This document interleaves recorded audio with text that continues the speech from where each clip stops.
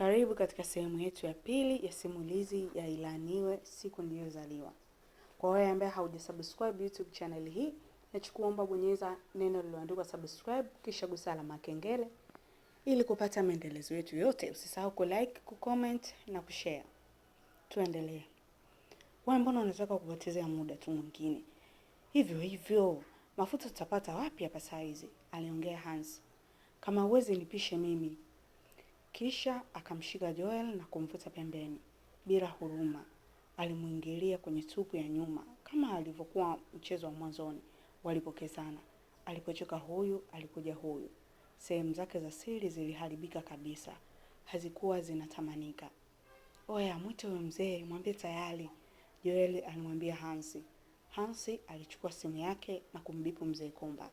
Ndani ya muda mfupi, mzee Komba akafika. Kila mmoja akampa basha yake na kumwambia waondoke na wahame kabisa ule mji.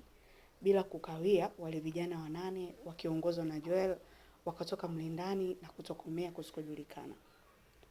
Mzee Komba alimsogelea Helena kisha akaingiza mfukoni na kutoa simu ya smartphone. Alimpiga picha kadhaa na kuzituma kwa namba isiyofahamika.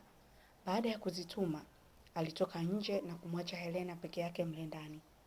Ndani ya dakika 2 alirudi akiwa na dumu la maji mkononi. Akamwagia Helena maji mwili mzima kisha akatoka nje. Akiwa barabarani anatembea kwa makusudi kabisa, akaangusha ile simu yake ya smartphone ambayo ilikuwa ni ya gharama sana, kisha akatokomea.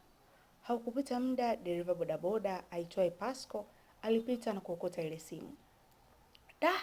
Ni bonge la simu, aliongea Pasco wakati anaokota ile simu. Aliangalia kushoto na kulia, hakuona mtu.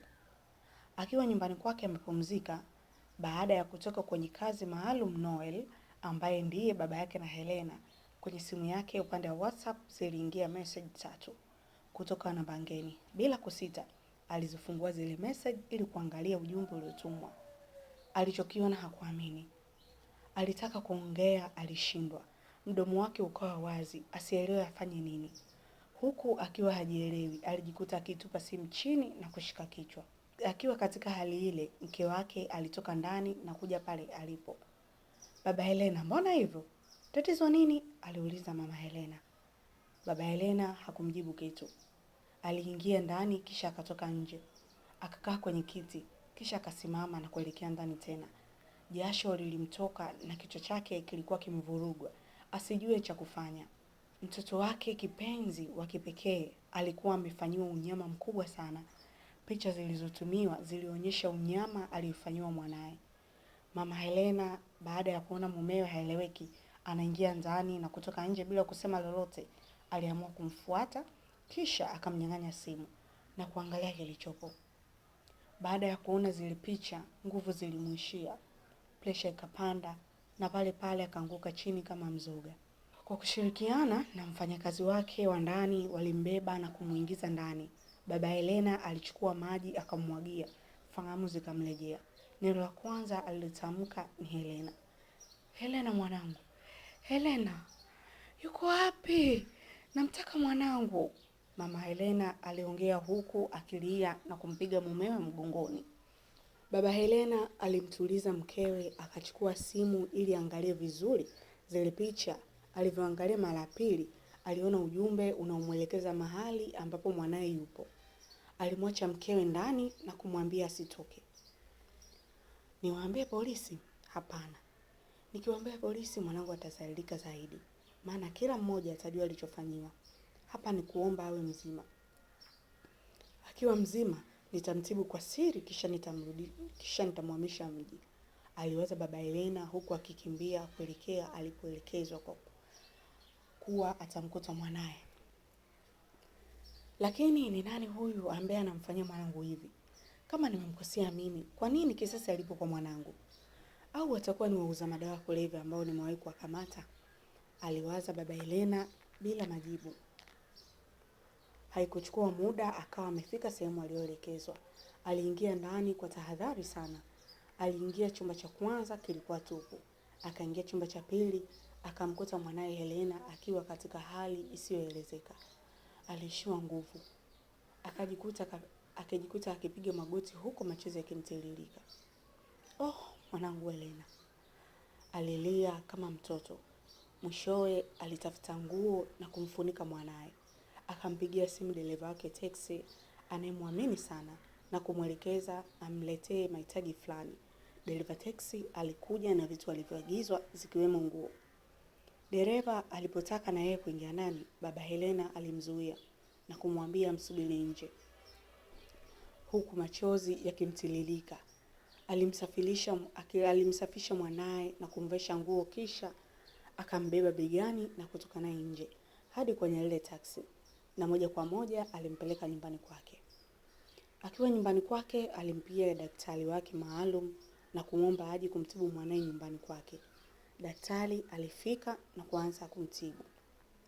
Alimuita daktari nyumbani kwake kwa kuwa hakutaka habari zile zisambae. Wakati daktari anamtibu mwanae, baba Helena ambaye ni askari wa usalama wa taifa alichukua vifaa vyake vya kazi na kuanza kuitrack ile simu iliyomtumia zile picha. Ndani ya muda mfupi alijua ile simu ilipo. Haraka sana alichukua bastola yake na kutoka nje. Sitawahusisha polisi katika hii kesi. Hii nitawatafuta mwenyewe na kufanya kama walichomfanyia mwanangu. Haiwezekani mwanangu amfanyie nguruwe vile. Nitaua wote, alisema moyoni baba Helena. Baba Helena alitoka hadi nje. Mkononi alikuwa na kifaa maalum kilichokuwa kina uwezo wa kumuonyesha ilipokuwa simu iliyomtumia zile picha. Kwa kutumia mwongozo wa kile kifaa, alienda mpaka kwenye kijiwe cha bodaboda. Kifaa kilionyesha simu ipo pale. Alipoangalia direction ya simu ilipo, kifaa kilimuonesha Pasco ndiye aliyokuwa na simu. Akiwa amechukia, alimfuata Pasco mpaka alipo na kumshika roba. Kisha akamvuta pembeni. Madereva yebo walipoona wenzao wanafanywa vile, haraka sana wakashuka kwenye bodaboda zao na kwenda kumsaidia. Baba Helena alimpiga Pasco mtama, kisha akamnyang'anya kiatu usoni. Kisha akamkanyaga kiatu usoni. Nipe simu yako, alimwambia. Pasco alikuwa kwenye mshtuko mkubwa. Alikuwa hajui afanye nini. Wakati akiwa anawaza kama ampe simu au la, mwenzake mmoja alifika na kumpiga baba Helena teke la mgongoni. Baba Helena hakutikisika wala nini. Ilikuwa ni kama amepigwa na bua. Aligeuka na kumwangalia aliyempiga teke. Ndita za sura yake zilikuwa zimekunja na alikuwa anatetemeka kwa hasira. Mwache mwenzetu, haiwezekani mbele yetu ukamnyanyasa. Ukimdhuru huyu na wewe tutakudhuru. Hatuwezi kukuacha salama, aliongea Hamisi, dereva bodaboda. Baba Helena hakuwajibu kitu.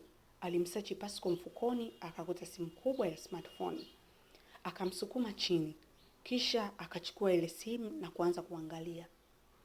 Alifungua ndani, akaona zile picha za mwanae. Aligeuza macho, akamwangalia Pasco kwa jicho kali sana. Hii simu ni yako? Ndiyo, Pasco alijibu.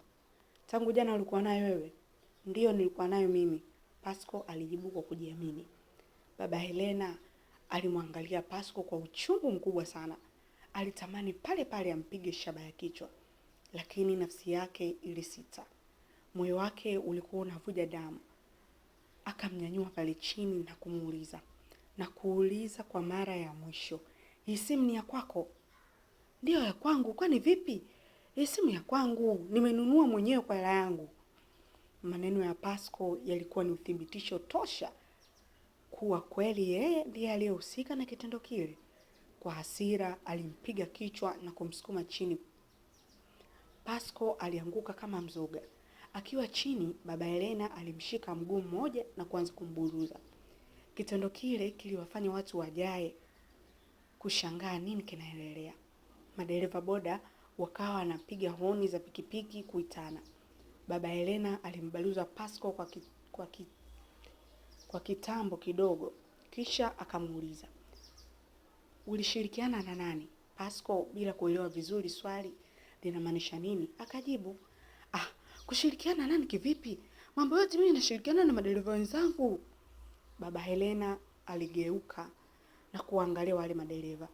Akiwa anawatazama, walimvamia wote kwa mara moja kama umeme. aliruka juu kwa kasi ya ajabu. Alimpiga teke aliyekuwa mbele yake, kisha akageuka na mateke mawili kwa wale waliokuwa wanakuja kwa nyuma. Wote walitua chini kama mzigo. Alitoa bastola kiunoni na kumwekea mdomoni Pasco. "Mwanangu Helena kakukosea nini?" alimuuliza. Kabla Pasco hajajibu chochote, simu ya baba Helena ililia. Alitoka haraka kuiangalia, alikuwa ni mkewe. Alipokea na kuiweka sikioni. "Njoo haraka nyumbani, njoo!" alisikia mama Helena kwenye simu. Baba Helena alisimama, akamwangalia Pasco na wenzake, kisha akawaambia, "Nitawaua wote." Kisha akaanza kukimbia kuelekea nyumbani kwake. Pasco na wenzake walishikwa na butwaa, wasielewe nini kimetokea. "Oya, Pasco umefanya nini ule jamaa?" aliuliza Juma. Aisee mwenye sielewi." Wakati hayo yote yanatokea, Mzee Komba alikuwa pembeni akiangalia huku akirekodi kwenye simu yake nyingine. "Nitamfundisha adabu huyu askari. Nitamfanya ajute kuzaliwa. Haiwezekani anitie hasara kubwa vile. Nitakachomfanya hata kuja kusahau kamwe," aliwaza moyoni Mzee Komba huku akimwangalia baba Helena ambaye alikuwa anakimbia kuelekea nyumbani kwake. "Yes, anajifanya mzalendo, basi ngoja nimuonyeshe kuwa mimi nina akili kumshinda yeye," alijisemea moyoni Mzee Komba, kisha akaelekea kwenye gari alilopaki jirani na pale.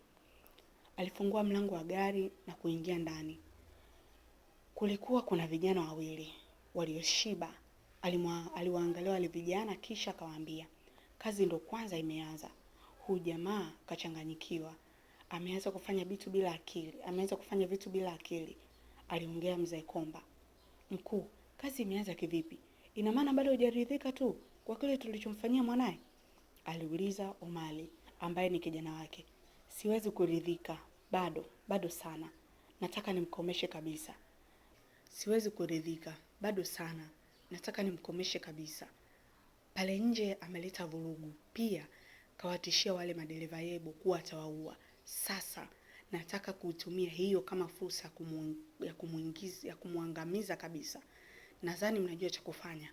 "Ndio mkuu, tunafahamu. Tena hatutachelewa," walimjibu.